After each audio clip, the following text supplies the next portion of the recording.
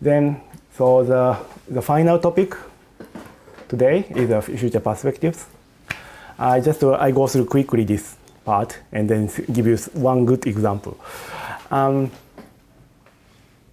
So in the future, well, now currently it is going like the convergence of play and learning is occurring now.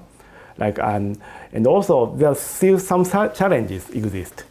So we have to discuss about the challenges, how we can overcome the challenges. So here's one example.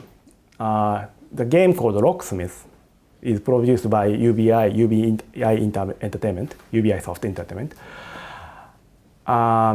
This game is the kind of a guitar simulator. You can play with your actual guitar, the real guitar, and then you play the game.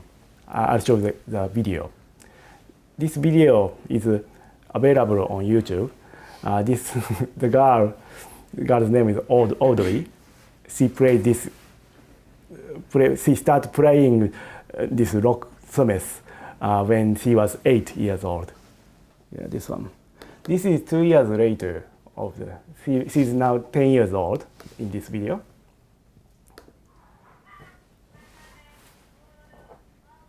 Wow. Then you can see the recent one. Actually, not recent, but this is also the last year. So 3 years after the first one. She's now 11 years old in this video. Then she looks really professional now. Okay, so you see that she's just keep improving her skill, right? And yeah, now her father is really proud of them. Then he keeps posting their play on YouTube, so you can see the recent result if you go to YouTube and then search the Locksmith Audrey, and you can see the recent one. You see that. So now this type of technology, it's a sort of adaptive learning technology. If you are getting better, then it's getting more difficult, and then the game detects your progress, and then it's just adapt with your skill. If you are not doing well, then the game makes the play very easier. So this is another example. This is produced from our project, one of our project, the game called JobStar. JobStar is a card game to help you think about your future career. This game can be used for your career education. This game is very simple. You play with several cards. You have the job card, and then think about, in this context, maturing society, and then in the industry of transportation and shipping, then what kind of job is needed in this situation. Then you think about from engineer, or you have several type of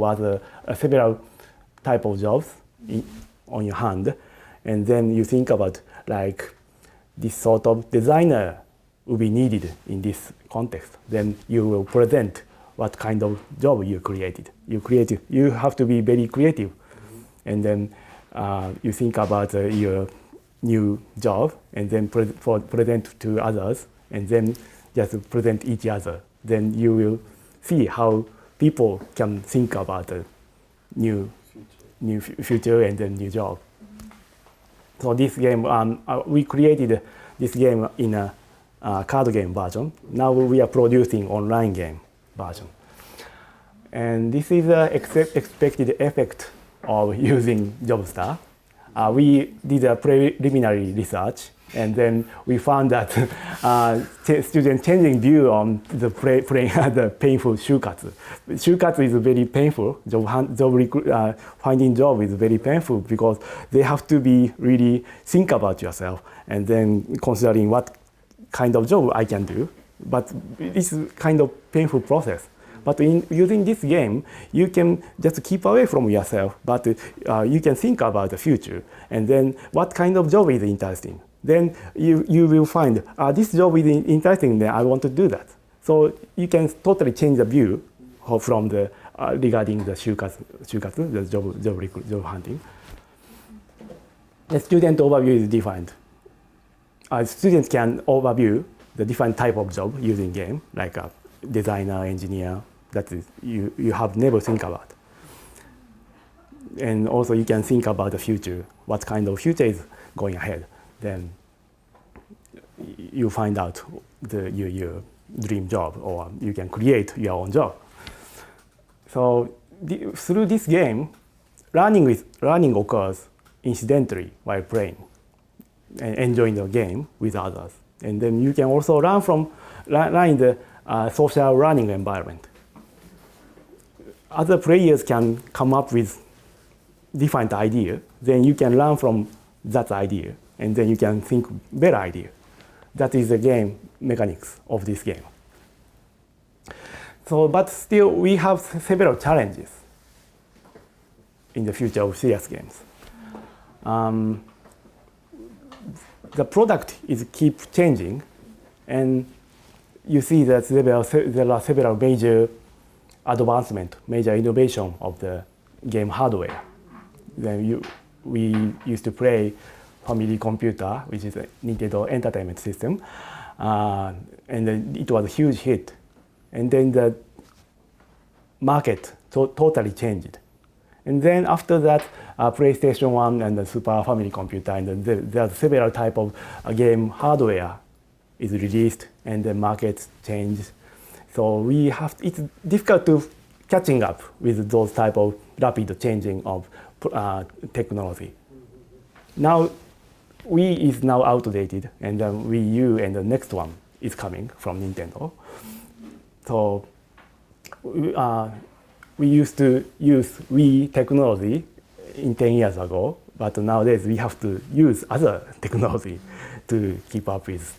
If you want to diffuse your technology or your game, then just making a good game is not the solution. You have to think about the marketing as well. So that is very difficult. And also you have to think about the negative side of using gamification. Gamification can be used as a tool to control people or manipulate, diffuse people. Deceive people, or manipulate and then doing the bad things.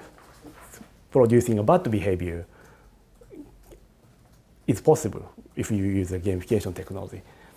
So not just providing the good technology, you have to also educate people about game literacy, how you can use wisely, or why this game is used in good way is very important.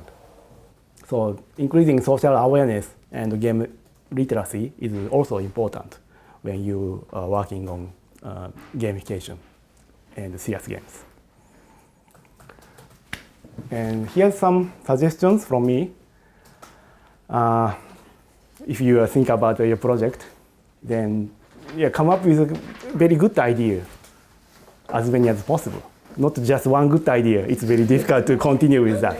So putting the good idea in your project, as many as possible.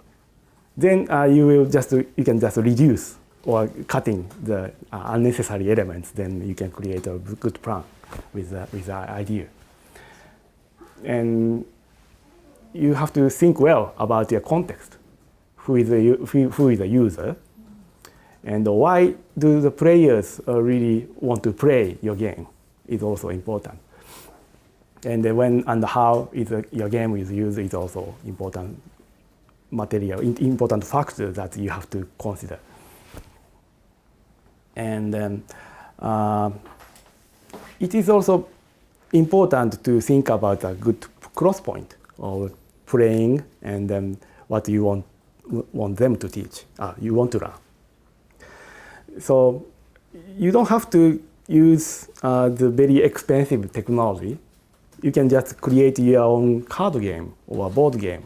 It may work. And also, the people tend to use quiz as a solution for your game, but the quiz is just one approach of using games.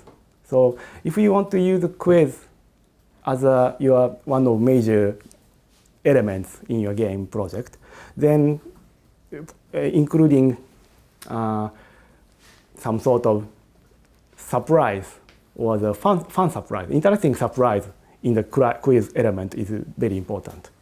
Not just asking some boring question.